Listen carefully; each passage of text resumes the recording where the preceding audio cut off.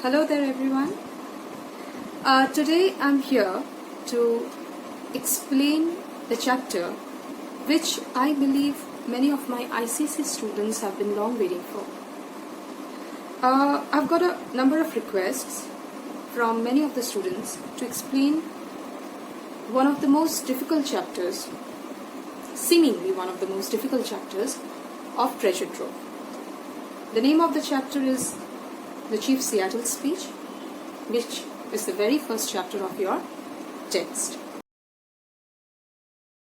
Well, to be very honest, when I first taught the chapter, I too didn't find it that interesting. But as I went on reading it down the years, as I went on teaching it over and over again, I realized that the chapter isn't that difficult as it seems to be in the very first place, provided that you have the basic informations regarding the chapter, such as who was Chief Seattle, what was the speech all about, on what grounds did he deliver the speech, and so on. So in today's class, I would like to provide you with these basic informations, besides of course providing you with the theme, literary devices, plot and title and so on, as I always do, so that it becomes easier for you to comprehend the chapter, understand the meaning of the speech and also its impact. Now, before I begin explaining the chapter, let me tell you that Chief Seattle's famous speech has been popularized over the years, but its origin has been inadequately explained.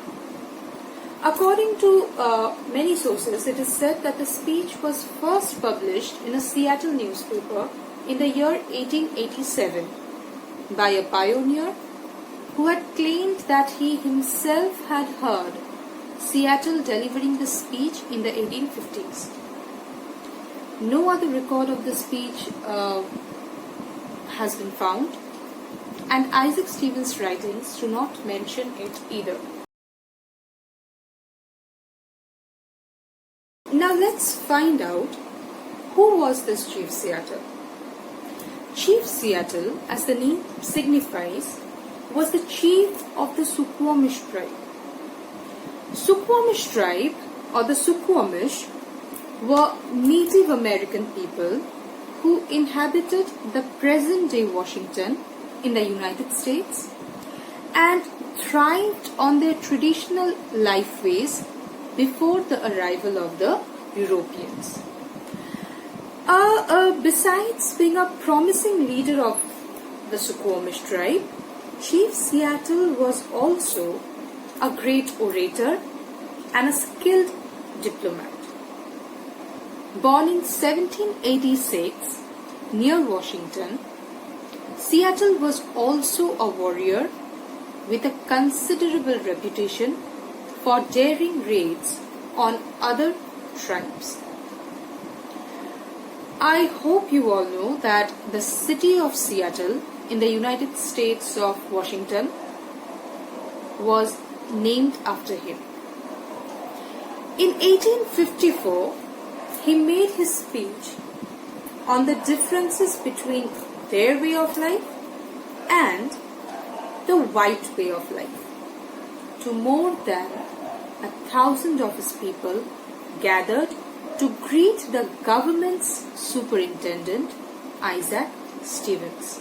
Now, coming to the speech in particular, there's a great deal of controversy surrounding Chief Seattle's speech of 1854.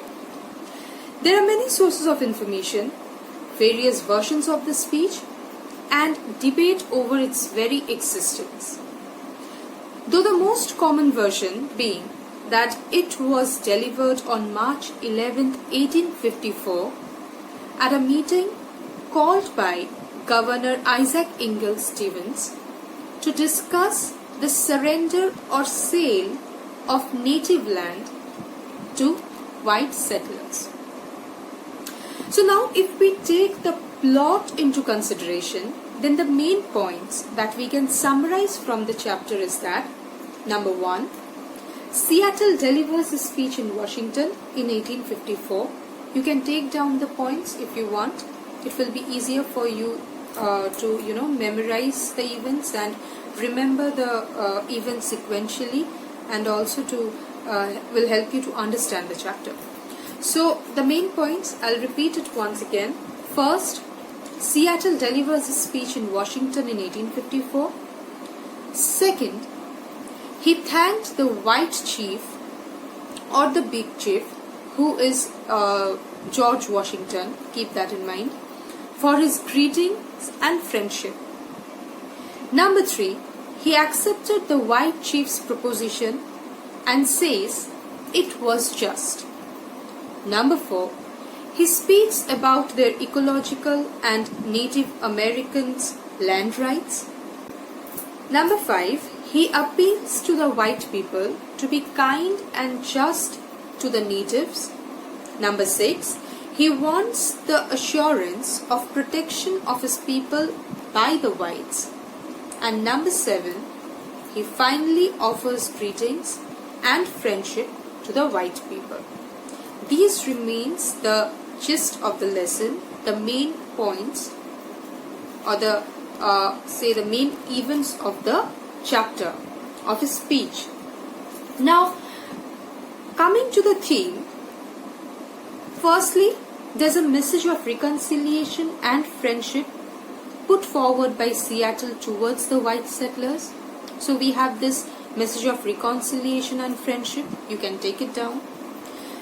Next, he speaks about their ecological responsibilities and respect for the native people, which can be considered as the second theme.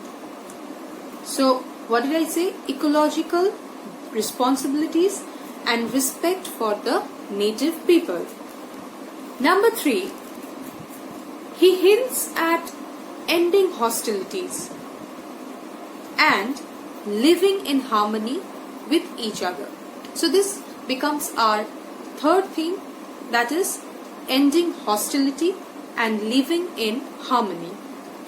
And finally, number 4, Seattle strikes a note of optimism when he accepted the proposition made by the whites appeared just. So considering all these themes together, we can say that the author puts forward one main theme, and that is the theme of respect for elders and value of the traditions of their race. So keep that in mind.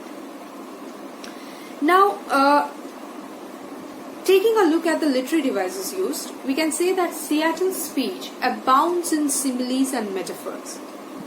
I can cite an example of simile where he says, "My words are like the stars that never change."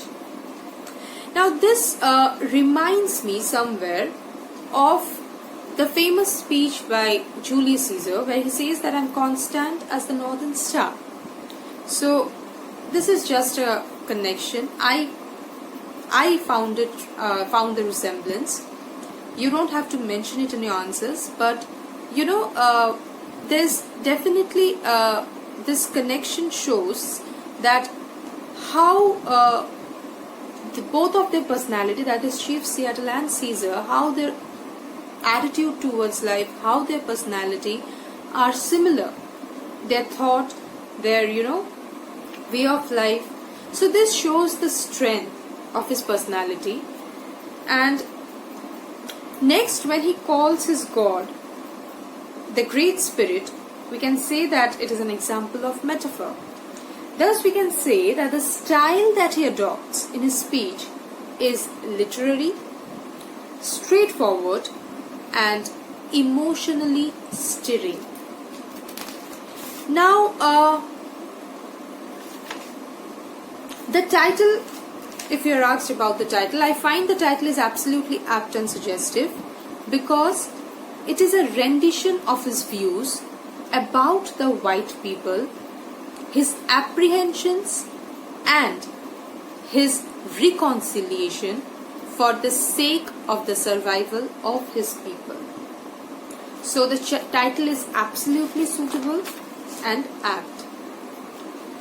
Thus, summing up, we can say that Chief Seattle's speech appears to shed valuable light on Native American reactions to the representations of the Euro-Americans. So these, are the main events of the chapter, and this is the main theme or the main idea of his speech, which shows that how exactly he is only a mouthpiece of the rest of his people. So how he and his people felt about the proposition that was put forward by the Big Chief. And this speech is a fitting reply to the proposition. So with this I end today's lesson. I hope this will be helpful. If you have any queries, you can comment, you can write it down in the comment section, and also I'll be available. I'll reply to your queries, to your doubts if there are any. You're always welcome to clarify your doubts. And if you had liked the video, please do subscribe my channel. Till then, stay connected, keep studying, stay safe, stay at home. Bye-bye.